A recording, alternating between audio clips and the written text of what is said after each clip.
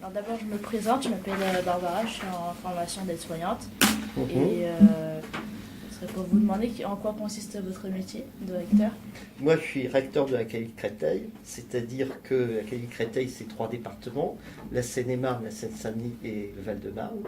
Et j'ai la responsabilité de la politique d'éducation, ça va de la petite section aux classes post-baccalauréat et aussi avec un peu de compétences sur l'enseignement supérieur. Voilà. Donc, nous, on a la responsabilité de tous les enseignants, de tous les programmes, des examens. Et du coup, comment on devient recteur? Moi, j'étais prof de lettres classiques, donc français, latin, grec. Et puis à un moment, je me suis tourné vers les carrières d'encadrement. Et puis j'ai suivi mon chemin dans les carrières d'encadrement. Et c'est mon 2e poste de recteur. Avant, j'étais recteur à Limoges. C'est pas tout à fait la même chose. C'est pas tout à fait le même profil. Moi, je me présente, je m'appelle Céline, je suis en terminale STMG. Et bah, comme je suis en terminale, j'ai fait des vœux cette année sur Parcoursup. Aïe, aïe. Donc, j'ai 11 sous-vœux, Mhm. donc avec 2 vœux. Et j'ai en tout 9 écoles sur Paris. Et comme je viens de la Seine-Saint-Denis, je voudrais savoir si j'ai autant de chance que quelqu'un qui habite sur Paris d'aller dans ces écoles. Alors, c'est vraiment une excellente question. Parce que l'année dernière, il y a eu tout un débat pour savoir si les élèves de la Seine-Saint-Denis, ils avaient les mêmes chances que les autres. Alors, à l'arrivée, les élèves de la Seine-Saint-Denis, ils ont les mêmes chances que les autres. Ce qu'on a constaté l'année dernière, c'est que par rapport au système précédent qui s'appelait APB, il y a eu plus d'élèves de Seine-Saint-Denis qui ont été affectés de manière générale et plus qui ont eu une proposition sur Paris. Le problème qu'on a rencontré, c'est que finalement, eh bien, un certain nombre d'élèves ont refusé la proposition qu'ils avaient sur Paris. Bon. Alors, est-ce que vous avez les mêmes chances? Ben oui, c'est-à-dire que vos dossiers, ils sont examinés comme les autres, et dans les filières sélectives, eh bien, ils sont classés. Et quand vous êtes dans la liste, eh bien, on ne regarde pas si vous venez de la Seine-Saint-Denis, des Hauts-de-Seine ou du Val d'Oise. Ce qui compte, eh bien, c'est la qualité de votre dossier, de sa lettre de motivation, de tout ce que vous apportez comme projet. Également, accéder à Paris, c'est pas le but du jeu. Le but du jeu, c'est réussir des études supérieures. Alors, à côté de ça, il ne faut pas non plus penser que Paris, c'est totalement le centre du monde. C'est-à-dire qu'il ne faut pas opposer ce qui se passe à l'intérieur du périphérique et ce qui se passe à l'extérieur du périphérique. Il y a sur l'ensemble de l'Île-de-France eh bien, des formations de qualité dans toutes les universités, dans toutes les écoles, qui permettent aux élèves de réussir et de s'épanouir comme étudiants, et c'est bien ça l'essentiel. Je me présente, je m'appelle Léa, je suis en terminale STMG aussi. J'ai vu que les dossiers des candidats seront anonymes cette année, le nom et le prénom n'apparaîtront pas. En revanche, pourquoi le lycée d'origine est toujours communiqué aux établissements? D'abord, première réponse, d'abord c'est compliqué techniquement de changer le système. Ça veut dire que quelque part, quand vous allez être responsable d'une formation, vous recevez des listings d'élèves qui ne seront plus identifiés par leur nom et leur prénom.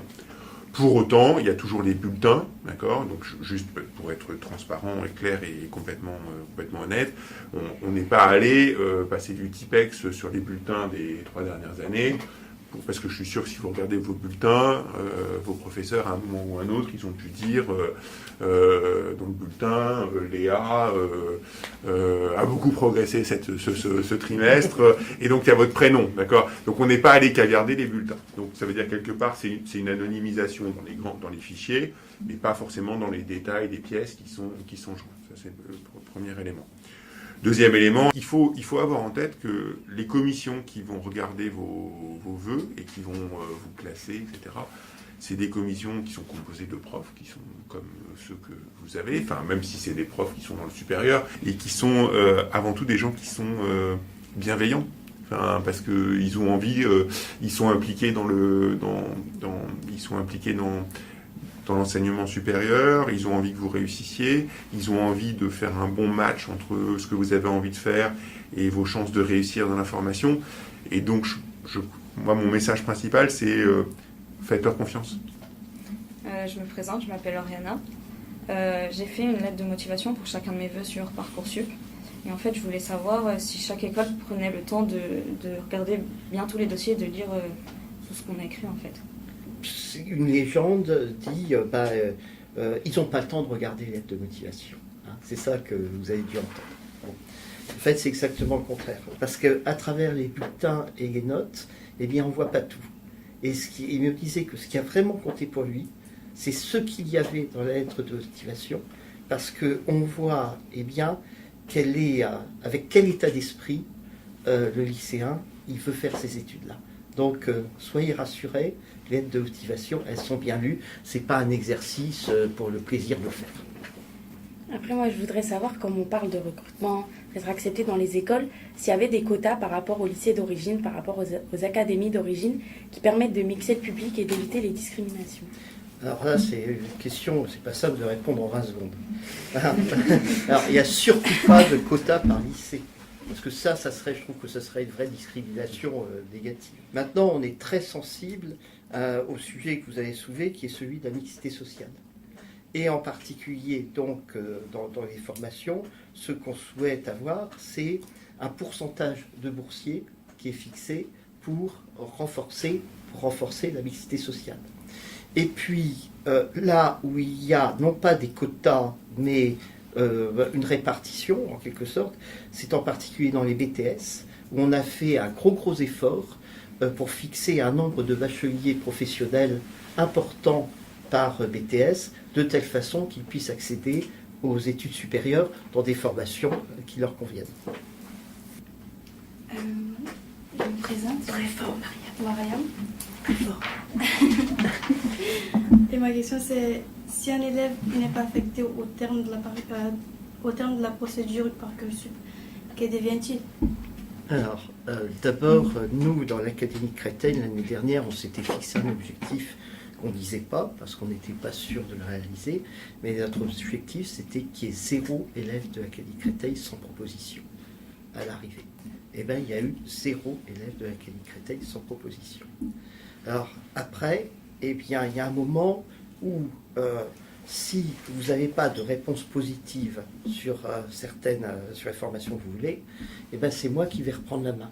C'est-à-dire que vous sollicitez ce qui s'appelle la commission d'accès à l'enseignement supérieur, qui est académique, AKS, et puis moi derrière avec mes services, eh bien je prends contact avec vous, c'est pas moi personnellement, mais mes collaborateurs le font, et on va discuter avec vous jusqu'au moment où bien où on va vous donner, on va vous trouver une affectation possible. Alors les situations qu'on a eu à gérer l'année dernière, c'était souvent des situations où il y avait un gros écart entre la demande des lycéens et puis ce qu'on pouvait leur proposer à l'université. Bon, exemple, un élève de terminale, il n'avait fait que des vœux pour faire des études d'éducation physique. Mais on sait aujourd'hui que quand on fait des études d'éducation physique, ça porte sur les maths, sur la SVT, sur la biologie, etc. Et que si on n'a pas un bac S, le pronostic de réussite est extrêmement faible. Donc je contacte le jeune et je lui dis, ben voilà, terminale L, STAPS, ça ne va pas franchement se faire. Et il me répond, je veux faire éducation physique. Donc on a eu 3 semaines d'échange pour essayer de le convaincre que c'était pas un bon projet. C'était pas un bon projet. Donc, si vous voulez, à un moment donné, pour des élèves pour lesquels il y a une grosse différence entre ce qu'ils peuvent faire et ce qu'ils veulent faire, eh bien, nos services travaillent jusqu'à ce qu'on trouve une solution. Et donc, notre objectif pour cette année, c'est le même que l'année dernière, mais aujourd'hui on dit, eh bien, c'est qu'il y ait 0 élève sans proposition dans l'Académie Créteil. Moi, je voulais savoir, sur Parcoursup, il y a un délai d'attente, c'est du 15 mai au 15 juillet pour les réponses des écoles. Et je voulais savoir si on pouvait raccourcir les délais de réponse, parce que c'est vrai qu'entre-temps, on a le bac, et c'est assez compliqué de gérer les deux. En même temps, c'est tellement important, c'est normal que, 1, vous y consacriez du temps, et que 2, les établissements qui sont en face et qui regardent vos dossiers y consacrent du temps aussi. On aurait très bien pu faire un système, puisqu'on a tout remis par terre l'an dernier, et reconstruire un nouveau système, on aurait très bien pu faire un système qui soit une espèce de gigantesque feuille Excel ou d'intelligence artificielle, si on a envie de faire plus savant, qui prennent l'ensemble de vos dossiers, on tape dans les mains et vous affecte automatiquement en 30 secondes. Honnêtement, je pense que c'est pas ça qu'il faut faire.